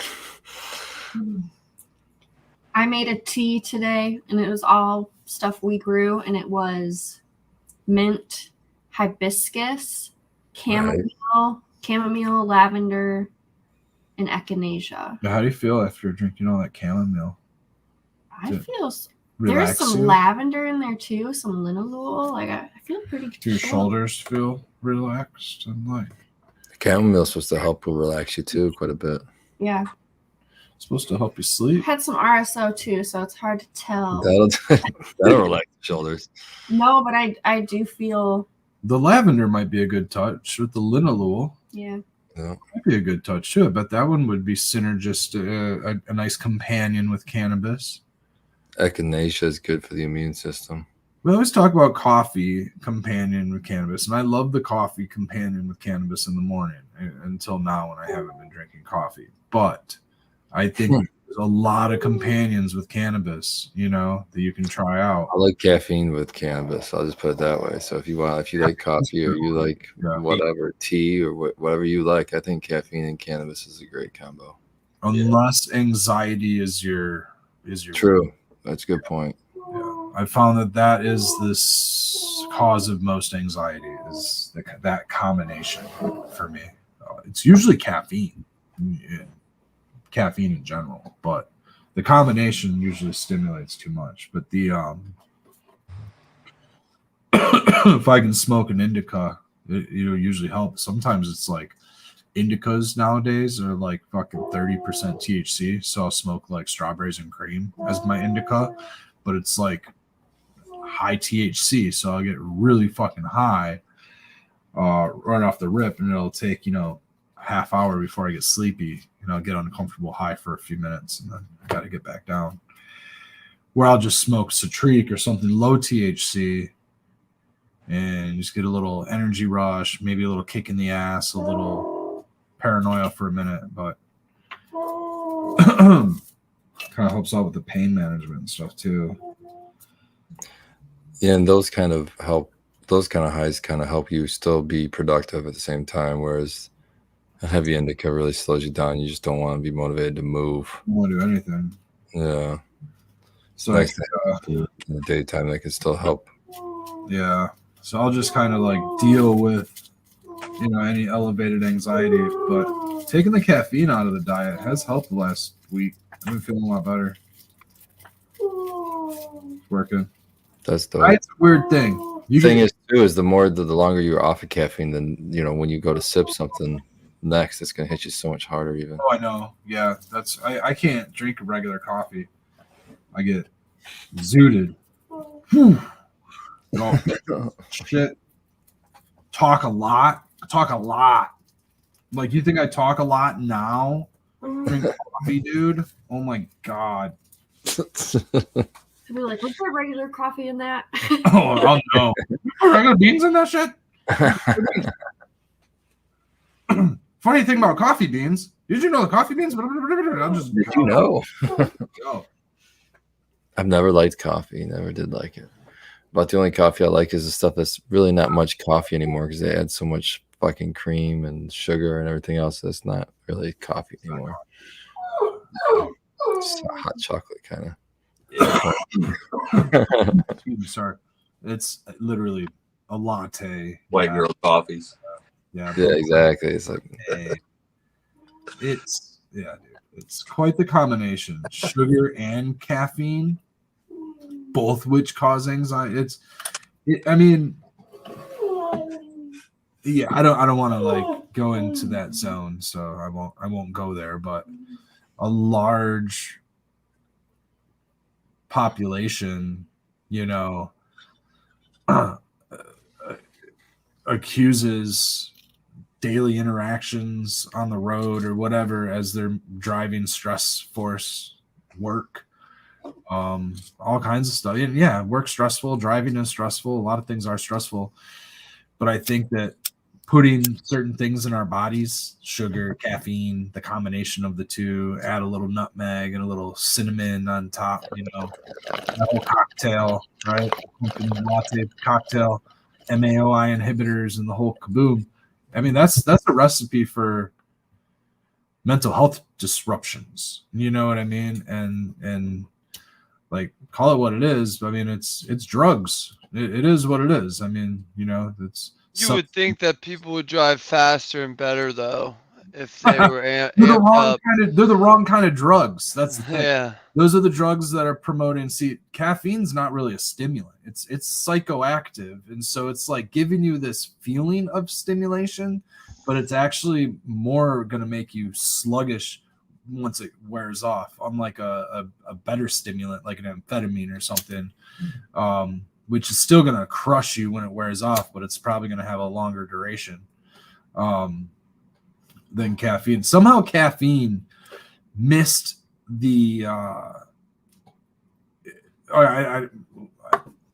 interesting how caffeine was embraced because it was the workforce. Exactly. It made worker more. It should be on the controlled substance list, and it missed it because of that reason. You know what I mean? That's the exact reason why. It was it encouraged productivity, you know, and the fucking coffee break was one of the best things to happen to the 48-hour work week. You know? Oh, hey, Jimmy, you feeling low? You feeling down? Head to the coffee break room. Yeah, dude. Get you some regular. It doesn't even have to be break time to go hit and get back to making money. On the way back from the bathroom, you know, get back to making money. Yep. Just keep drinking coffee. You don't need a break. I mean, you know, maybe it's conspiracy, whatever, but I mean, it sure does go hand in hand, and it is funny that it's not on the controlled substance list. And it put 100 milligrams of caffeine in fucking Red Bull or whatever the fuck it is. I mean, that's a drug, dude. That is a drug. I've played around with stimulants and. Have you guys seen the new signs for cigarettes on the gas stations? I No, just saw it. It says something like government made Philip Morris put this up here or something. But it's a little sign right before you walk in the Johnny's, and it's like cigarettes are hard to quit, or like really hard to quit, or something like that. Is it a Surgeon General warning? No, it's just like plain. It's just really plain. Yeah, it makes them admit that it's hard to quit or something. It's really basic, but I just saw that. Yeah, that's an interesting one. Nicotine is but not. That's what I was thinking, because it's like, look how long it took them to take care of tobacco, and they still haven't really. They haven't. Well, neither tobacco or alcohol. Those are both state. Right. Alcohol is never going to go anywhere. Alcohol and sports are never going to go anywhere because those are the two that the masses use to control. And they've used alcohol for thousands of years like that. So the Vikings always had beer. They used to use alcohol just because it was something clean that you could eat, because the alcohol would kill the bad shit. Yeah. I think they drank alcohol before they ever did that, though. Fermenting, you know, we can responsibly ferment our foods and our beverages, and like it's good for you. You know, like probiotics should be in beer. You know, beer should be more probiotic than alcohol. It should be more. Talk about a microbrew? Yeah, more like vinegary. You know what I mean? Think about vinegar. Trying to microbrew, bro? Down the street from us. The other side of that is the alcohol. You know, so it's always sunny. The alcohol is a byproduct of they go hand in hand. You know, so it's not a completely bad thing, but it's, you know, in moderation. You know, help your body out and be drinking fermented beer. But yeah, Spartan's right. I mean, if you want clean water, the only way you can get it is through the byproduct of fermentation. Beer was liquid alcohol, you know, or, you know, drink your ferments as well, but it's a lot of vinegar you're drinking. Yeah. Just started watching It's Always Sunny again when we was up in Iowa. I was watching it again. It's freaking hilarious. Were you watching the new seasons? No, I was watching the old ones. Okay, yeah, I rewatched the whole thing, but the new seasons they got going are pretty good. I'm glad they brought it back. Oh yeah, it's one of my favorite shows. Definitely a cool show. Always Sunny. When did the last season on that one end? That was like a couple years ago. No, they just have one. That's what I'm saying. They brought one. Just this. Yeah, we're just. Mac looks weird. He looks like he had plastic surgery or something, but everybody else looks the same. It made me think that it was like the first season since COVID. Like they took 2 years off. Like he looks drastically from the season before, drastically different. We watched them back to back, and I was what's crazy is like it makes you feel real old because they're on season 16. I started watching that when I moved to Pennsylvania, which means I had to be at least 10 years old. But I was probably older than that, so damn, makes you feel old. Guess how many I've seen? None. You would like this show, though. I think. I probably would. Even though it revolves around a bar, it's like it's not really anything about it. That's just the setting. But when I look at something that has 16 seasons, I'm like, nah, I don't know. I don't want to commit that much time to anything. Well, it's one of those. It's one of those where it's one of those where it has both. You can watch an episode because it won't matter. Oh, okay. But there's also a complete. There's like Cricket. He's been in almost every season since the get-go, and he's like he used to be a priest. Now he's the most disgusting homeless man ever, and it's because of the group. Over 16 seasons have just ruined his life. But yeah, I just watched the episode where he was sucking on a lemon. They bartered him. He was so homeless. He was bartering for lemons. Like, well, we'll give you fucking lemons. Just come. Oh, they're starting a podcast. And we're like, we want to interview you. He's like, I don't want to do shit. What do I got to do? Listen to the podcast. There's an Always Sunny podcast, and they talk about now they have one, which is interesting. Yeah. I think it's interesting because then you got Charlie Day, who actually started doing bigger films, and everyone else didn't really go anywhere. Charlie. They kept his name. Well, him and the waitress, I think, are a couple in real life, actually. The waitress, they're married. Yeah, and same with I think Mac and D. The waitress is only in a handful of episodes. She's not. She's in a decent bit in the older ones. Yeah. But you know where they first were. There's a couple things you can spot them in, like Reno 911. They're a couple that's like in a trailer park having a fight. Oh no shit. Yeah, it's crazy. I like spotting the beginnings of actors and actresses. But the guys created the show together, so it's like all of them. They do all the writing. Yep. It's dark humor. It's not Damon's Char D. McDennis. Yeah, I've always thought it was hilarious. I watched it. Yeah, it's like adult. I put it like Adult Swimmy kind of dark. It's like And I've off always the been wall. a Danny DeVito fan. And Danny DeVito's one of his best roles. Blue Kiss brought it up in chat, dude. It goes back to my love for Batman 1. Michael Keaton is Batman. And you know who the fucking Penguin? Danny DeVito. Motherfucker, dude. I saw a meme today about him where Tim Burton goes, "Hey Danny, Tim Burton called again. He wants you to be in one of his next films." And Danny goes, "All right, I'm on my way." And it says he grabs his top hat because in 3 of Tim Burton movies, he cast Danny DeVito as a guy with a top hat. The Penguin, some circus movie, and the third one. And a little fact there. That's cool. Circus. Yeah. I forget. There's somebody will say it in chat, I'm sure. But. Yeah, Danny DeVito he was a classic 90s character, dude. How about from Taxi, man? Oh god. Yeah. Fucking love Taxi. I remember the movie though where it was like him and Arnold Schwarzenegger were brothers or something. Yeah. Twins. Yeah. And I was just like, what is this? I was just they're definitely not brothers.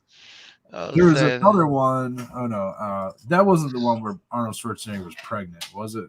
Because I forgot about that one. There was another movie I think with Danny DeVito, unless I'm having a memory crossover, and I feel like Arnold Schwarzenegger was pregnant in that one. Maybe that. Let me see. DeVito. Arnold Schwarzenegger. I thought they were in a couple movies. Pregnant movie.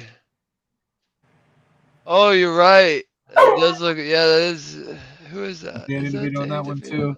I gotta pull this up for y'all.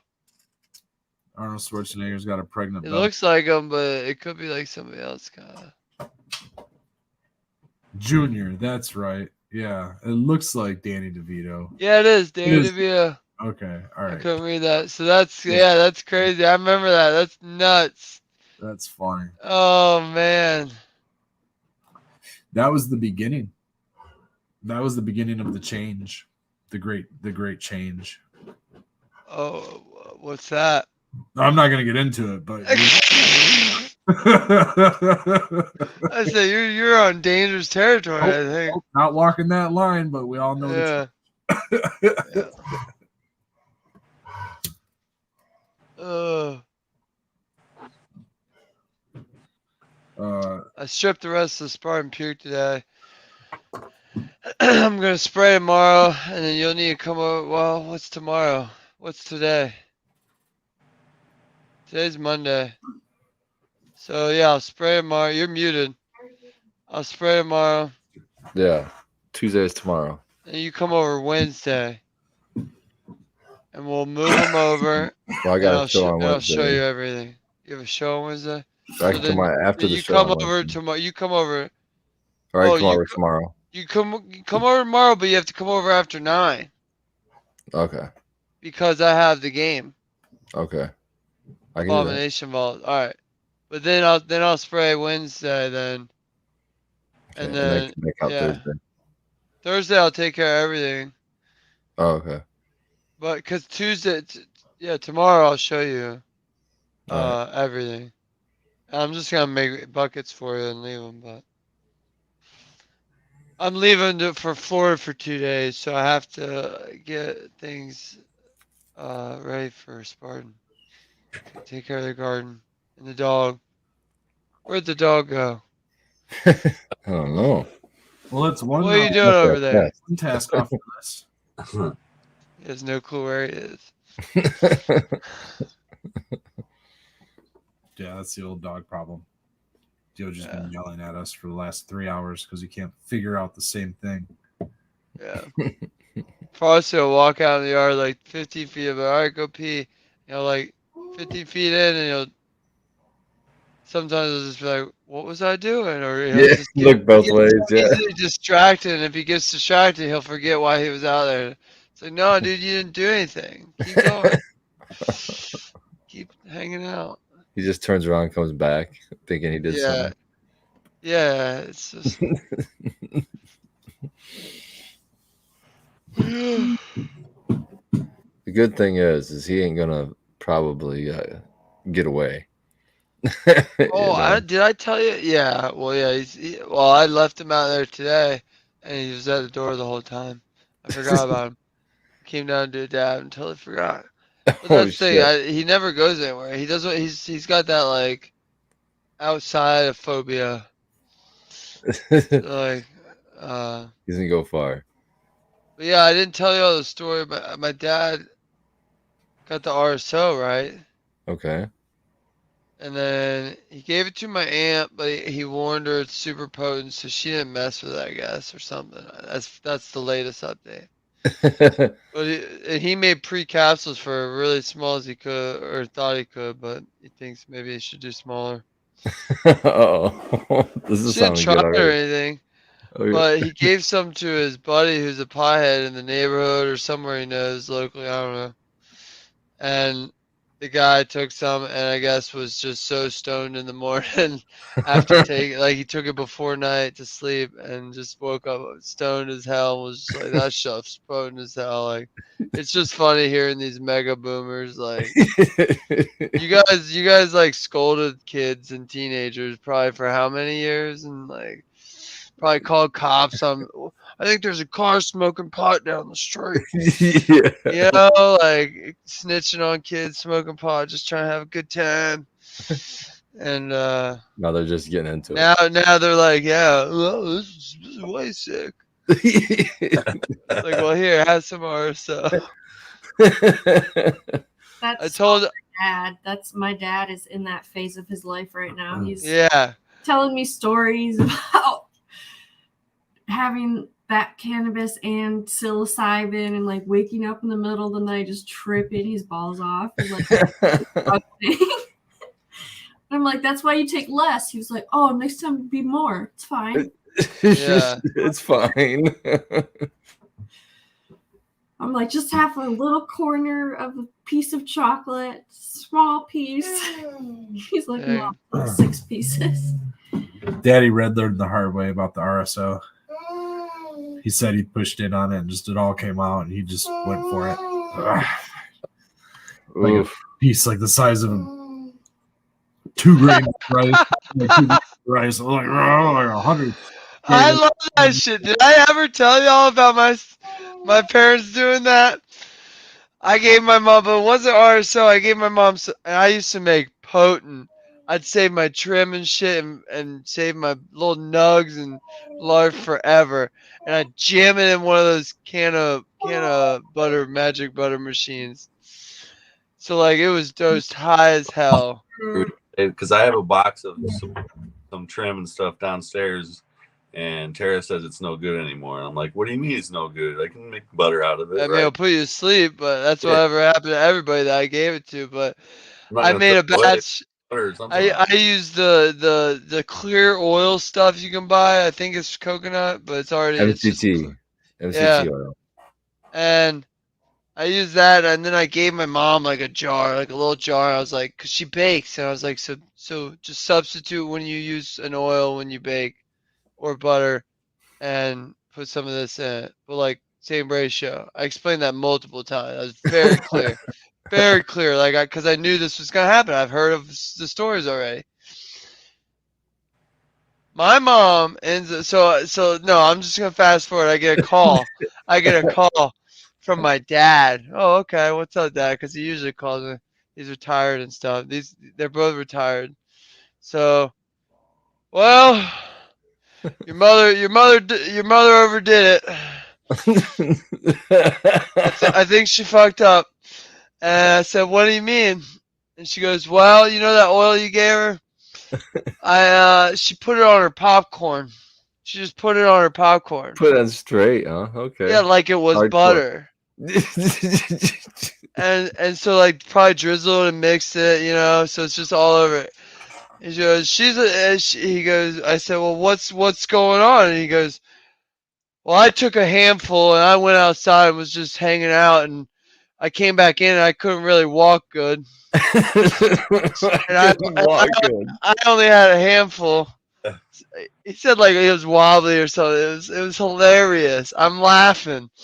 And I said, well, what about Mom? Well, how is she? And he goes, I said, did she throw up or get nauseous or anything? He's like, no, she kind of got a little dizzy or something. So she went upstairs and she's sleeping. And so she just ended up passed out. Yeah, apparently she did, but luckily it didn't turn her off. It turned her off from like messing with oils and stuff. Like now she's like, I'll just eat the cookies you give me or the brownie. I'm like, whatever. Yeah, I know. But I die at those stories because I'm just like, you fucking boomers. Like that's what we did when we were like 16 and stuff. When we got some dro or something, and just took a gravity bong rip or something. But I don't know. That shit makes me chuckle. You idiots. Flexing our mothers. I love my mom. I feel like standing up too and be like, Mom's probably listening, and so this is definitely. I'm so disappointed. Yeah, like mother. Oh, you really overdid it. You learned your lesson, huh? Yeah. Mothers teach us lessons. Maybe next time you'll dose it properly. You just And mother teaches lessons their entire lives, and they tell us to listen to them. Our entire lives to listen, and the one time that we have good advice for them to listen to our advice on the they go hog wild. They ruin their experience because they take too much. Mama Red did the same. Like, Mom, just take a quarter dropper tincture, quarter dropper. It's super low dose, anyways. Quarter dropper. She's like, I don't know. She at least took a dropper. She's like, yeah, I got kind of high. I'm like, just take a quarter dropper. No, I took a whole dropper. I was like, all right. Next time, just take a half a dropper, quarter dropper, or a half a dropper.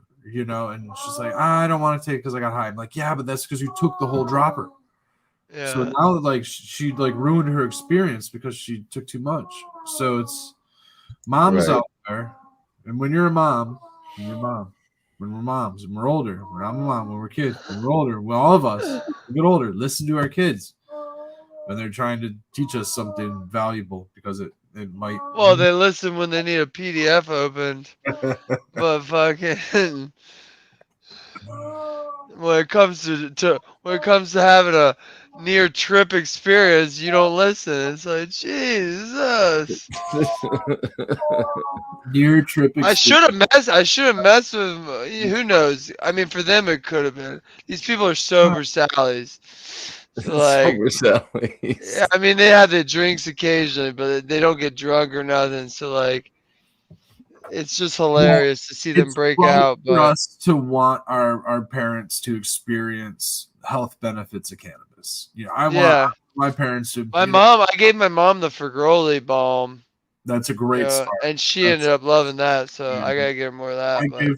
I used to get my grandma cannabis lotions for her hands. She would love it. You know, she even in the times when like she there it was is. not the easiest to communicate with, like because of dementia and things like that, but she always knew that she had that balm. She's like, man, that stuff always worked for my hands. When she was like, you know, with it still and like conversation, able to conversate and stuff, she would always bring up the hand cream, you know, and it was like, man, yeah, used it for a couple years. This stuff was great. And like, that's a great start. And then like I'm seeing like cannabinoid cannabinoid treatment for neurogenesis. So similar to psilocybin and lion's mane and niacin creating neurogenesis, cannabinoids are helping and create neuroregenesis.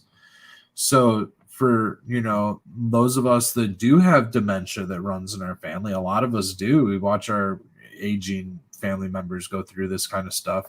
These are small steps that we could preventively take preventative measures and hope to like redirect some of that, you know, wasting energy into like growing energy, you know, and like help our, you know, I'm hoping that that's my main benefit from cannabis use is that it prolongs my mental capacity, because the older I get and the more, you know, cannabis I consume and things, it seems like I remember more of my life. It's weird to say that, but I feel like my memory has gotten far sharper since I've been regularly microdosing and using psilocybin. And like, I remember the nitty gritty sometimes. Like I get into deep, like, holy shit, that's something I haven't thought about. Like I can still remember being a damn near a toddler. You know what I mean? Like cannabis doesn't fry your memory. I would say that there's certainly some other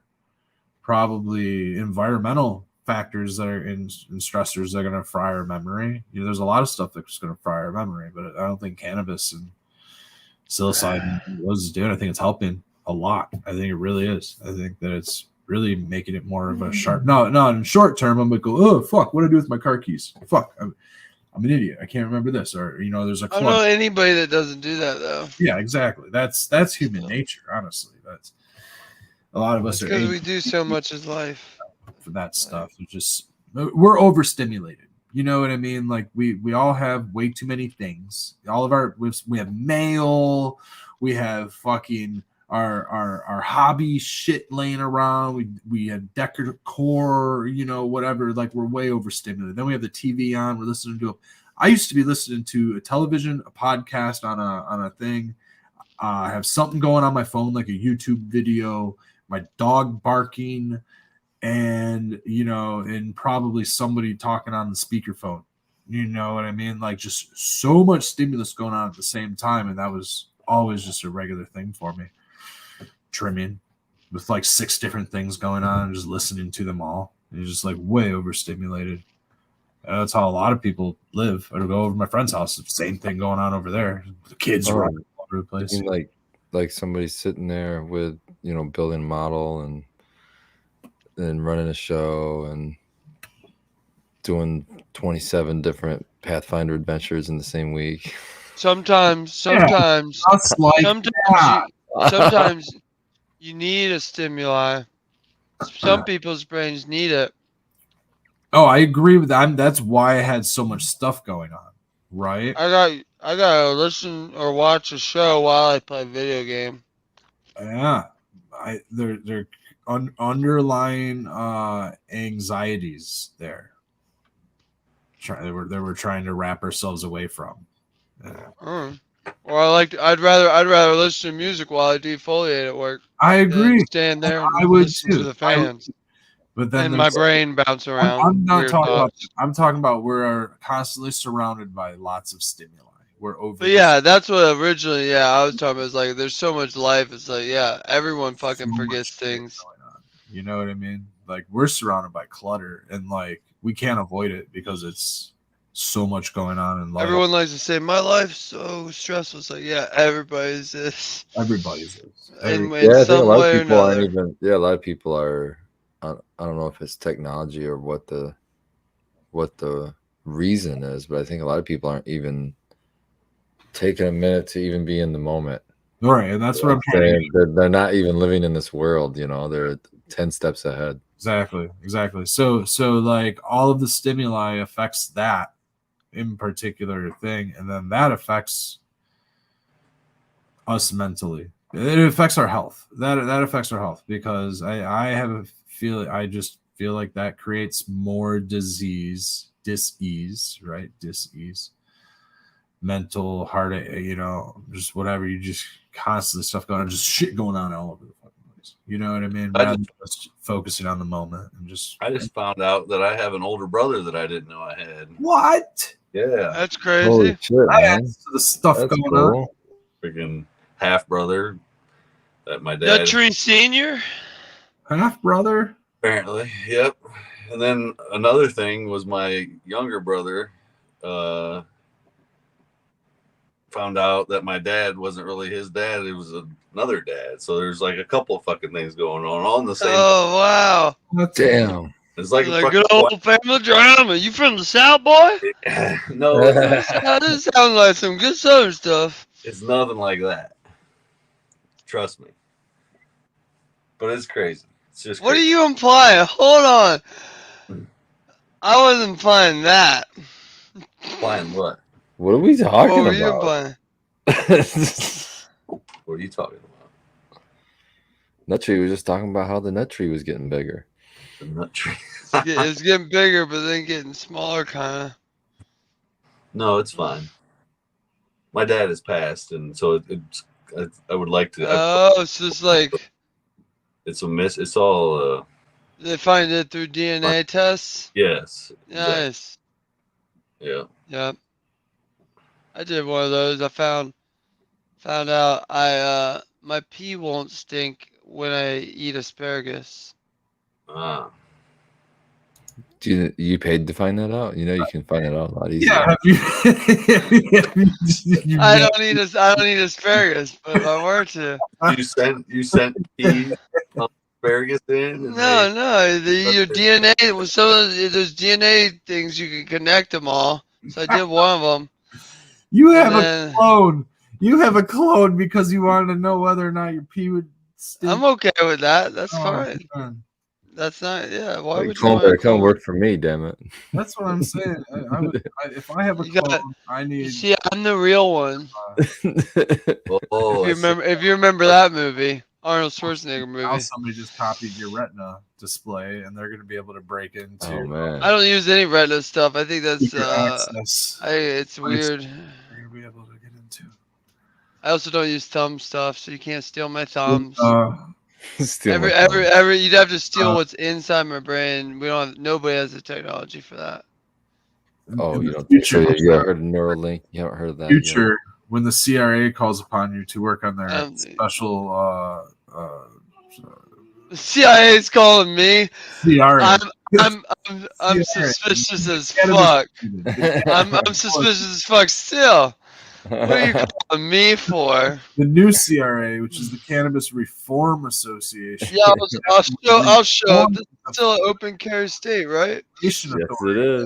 Yeah, like I ain't going to CIA or CRA.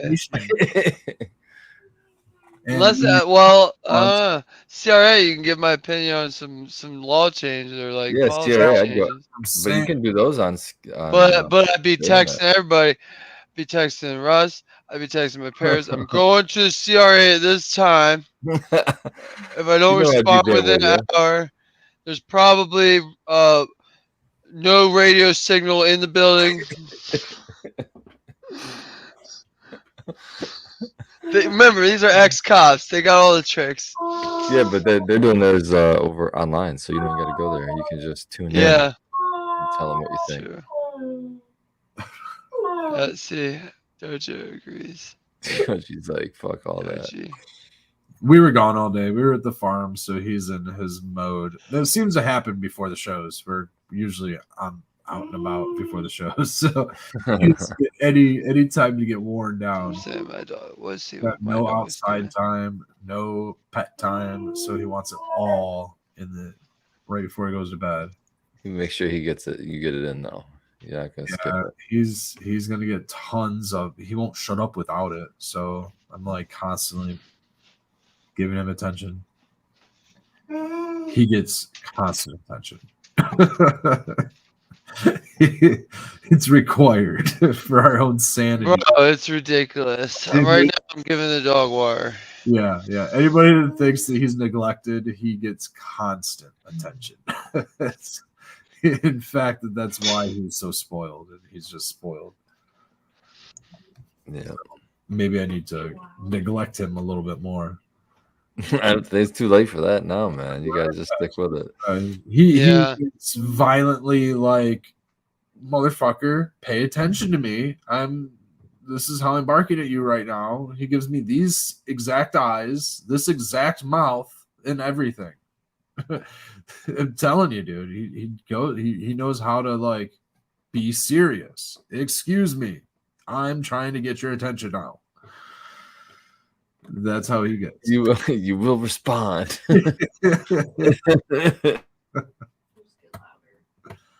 For those just listening, you need to be watching to understand, though.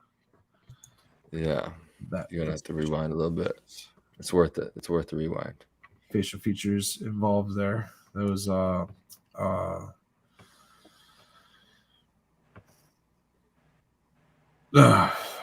entertainment quality. What's it called?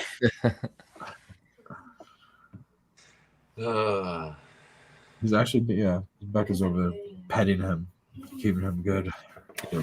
Saving the day. So thank you, Becca. Everybody, thank you, Becca. Dioge's not screaming at us. Oh, there's the kitty. The kitty. What's up, kitty? Oh, Dioge agrees. Dioge's purring, trying to catch the kitty.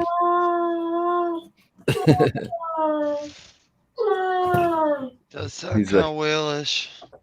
I can just see him in my mind's eye, shouldering off Becca's hand. He's like, "No, you're not red. Get away from me." He's just like, "Stop messing with me. You're not petting me right."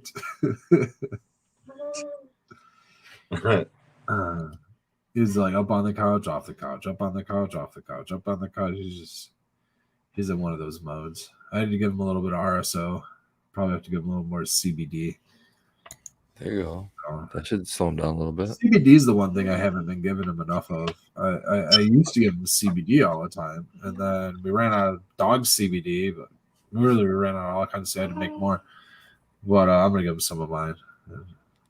I've been giving him RSO replacement of it, but like tiny bits, super tiny bits. That's all it takes, man. Yeah, I've seen my dogs get super high on the smallest amounts. Yeah. He needs a smudge, a smear, put it on his dog treat or his food. I'll put some CBD oil in there. And he's going to be 15 in March. Climbing the ladder, He's got a lot of tumor. He's got a big old tumor. I can't imagine that feels good. I've had tumors removed off of him. more than enough times. He's Yep. He's too old for that shit now. He's too old to go under the knife. Got a breathing problem. You know, poor guy. Those are all dogs. That's a depressing note. I guess so, yeah. Well, I mean, he's a good dog. He's a happy dog. Yeah, happy dog. Happy dog. Happy dog. Living out a good life. Living out a good life. Yeah. He's about to be real happy here in a minute. Yeah. Cause you can go pet him since the show's over. Show's over. And we'll see you guys Sunday night.